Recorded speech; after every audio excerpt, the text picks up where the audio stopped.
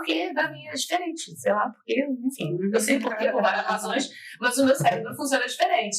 Então, para mim era muito difícil. E quando eu me dei conta que não era aquilo que eu queria seguir na faculdade, eu tinha na minha cabeça que eu tinha que me livrar da escola, e aí do 8º ano em diante eu, sabe, comi com farinha para eu poder me livrar da escola. Era isso que eu pensava. Eu queria sair daquele ambiente. Falei, quando eu vou fazer faculdade, eu vou estudar aquilo que eu gosto.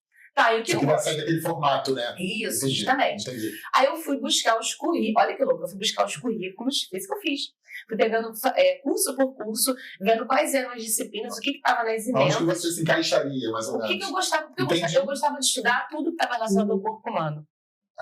Eu gostava disso, eu gostava de estudar ciência, eu gostava de biologia, eu gostava de estudar o desenvolvimento, a aprendizagem, e que é o que eu estudo até hoje.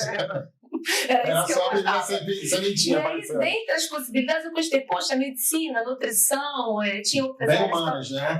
Eu falei, no final eu me deparei com a educação física, com a grade que tinha na época, né? Eu falei, gente, tem biologia, tem física, tinha outras matérias, tem aprendizagem de controle motor, enfim, tinha anatomia, tinha fisiologia. Eu falei, é isso que eu quero estudar. Pela grade, olha que bacana isso, cara. E aí, diferente demais. Sim, e aí eu fui fazer a faculdade, né, tranquei o que eu estava fazendo, no semestre seguinte pedi transferência e comecei a estudar educação física, e aí eu me achei e tinha muito prazer em estudar.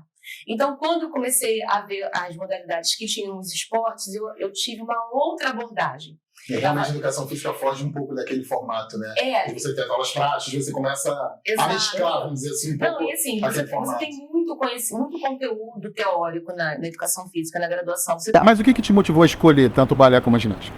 Então, a vida foi me levando, em quase tudo que eu fiz a vida foi me levando. Quem me levou para a ginástica, nem existe mais o Flamengo que existia na Praia do Flamengo, não era na Avenida Barbosa não, era o da praia. Foi uma pessoa que fazia judô no Flamengo, o pai era professor, o atleta era o atleta, e na época tinha esgrima, judô, a ginástica nesse local, me levou para lá.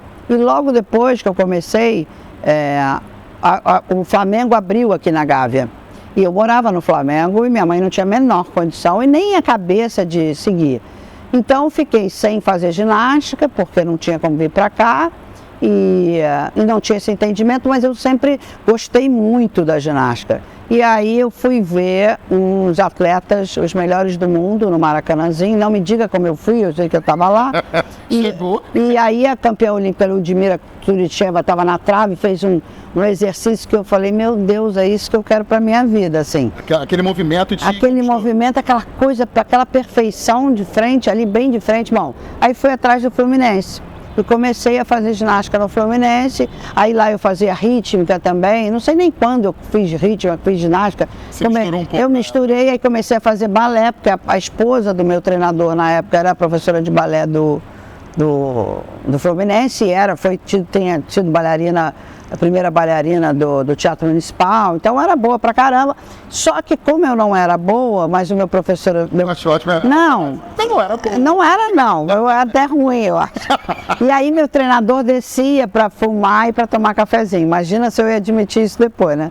Mas ele fazia isso na época e aí eu continuava a dar o treino. Eu continuava a distanciamento. Então, às vezes o profissional de educação física é a única pessoa que aquela criança tem que vai dar carinho, que vai ouvir, que vai descobrir problemas gravíssimos dentro de uma casa, porque é a segurança que a pessoa tem, que é aquele que está ali. É o vínculo, né? Gera o vínculo afetivo. Né? Então, muitas das vezes, está ali e diz, poxa, eu fiz a diferença na vida daquela criança. Não formei um atleta, não formei um profissional de educação física. Formou um cidadão. Mas exatamente. É. Ajudei a pessoa a ser feliz. Essa parte também, e aí falando um pouco do esporte, não sei se vocês concordam, tem a facilidade da regra, do limite, do saber perder e ganhar, da frustração. Isso auxilia na formação do cidadão, né? E a gente consegue, através da ludicidade, normalmente, atingir e fomentar essas crianças a evoluir.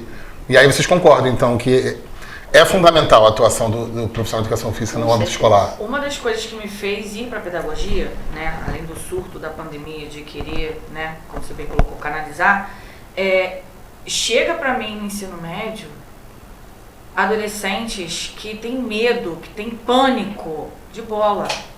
Sim. Chegam adolescentes que não sabem correr. Sem um repertório motor compatível com aquela idade. Hoje em dia, com a tecnologia, celular, computador, Exatamente. tá cada vez pior. Exatamente. Uso excessivo de telas, menos E movimento. aí, eu ouvi essa frase na faculdade e me marcou. A educação infantil, ela é muito mais importante do que o ensino superior, mas a sociedade não está preparada para essa conversa nesse momento. Porque é onde você tem a troca, né? É onde você ensina a criança a se movimentar, a se relacionar com o mundo, não só, né, com uma tela, não só com papel e caneta, mas com o seu corpo. Sim. Tem criança que não sabe pular.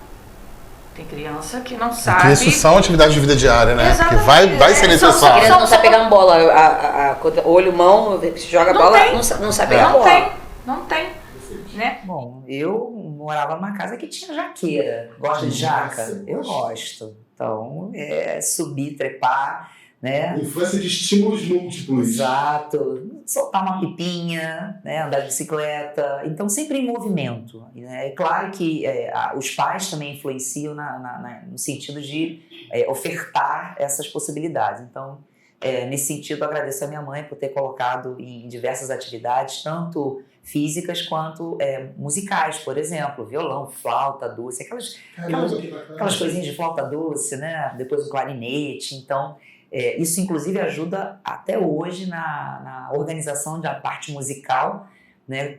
No contexto musical e treino. Né? O movimento e a música se fala. Sem dúvida, né? Então isso foi bastante interessante. Rio de Janeiro, centro, Santa Teresa, Garota Santa Teresa, sobe e desce a mole. Só para chegar em casa já é um exercício. Opa!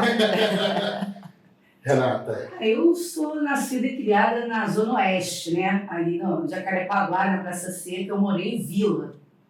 E morar em vila é uma experiência maravilhosa porque você brinca na rua, literalmente, com uma segurança. Então eu brinquei muito na rua, jogava queimada, pique. Nas férias, então, de 7 da manhã às 10 da noite. Fora isso, eu acho que tem uma coisa similar, acho da minha geração e da Roxana, que minha mãe, filha de professora, né, achava que uma educação ela tinha que se complementar por um esporte e uma parte artística. Então, eu fui fazer natação, mas eu também fiz... Já na infância. Já na infância. E fazia também balé, tentei o vôlei, não com muito talento, mas vivenciei. E tinha aula de violão. Eu toquei violão até mais ou menos uns 15, 16 anos e tal. Mas hoje, se você pegar o violão, não sei mais. Naquela época, então assim, uma infância muito livre. Uma infância muito livre, com muita liberdade.